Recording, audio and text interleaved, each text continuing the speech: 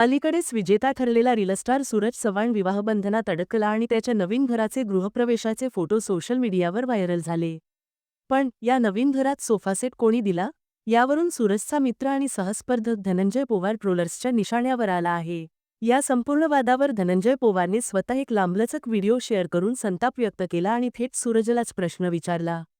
Sofa set देण्याचे वचन, पण बिग बॉसच्या घरात असताना धनंजय पवारने सूरजला वचन दिले होते की तो त्याच्या नवीन घरात सोफासेट भेट देईल. पण सूरजच्या घराचे फर्निचर पाहताना स्पष्ट झाले की सोफासेट दुसऱ्या कोणीतरी दिलेले आहे. यामुळे सोशल मीडियावर ट्रोलिंग सुरू झाली आणि लोक म्हणू लागले धनंजय फक्त मतांसाठी हे वचन दिले. धनंजय पवारने या ट्रोलिंगला कंटाळून 8 मिनिटांचा व्हिडिओ पोस्ट केला आणि आपली बाजू स्पष्ट केली. धनंजय पवारच्या भावना. धनंजय म्हणतो, सूरजला बाहेरून सोफा मिळाला, त्याने तो घेतला. मला फोन करून कळवायला पाहिजे होते. मी त्याला 3-4 वेळा कॉल केला.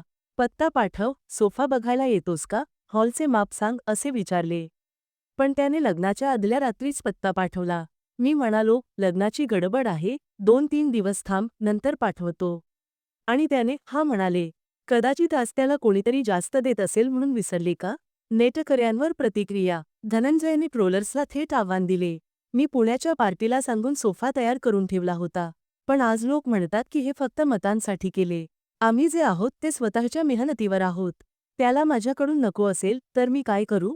त्याने स्वतः सांगायला हवे होते.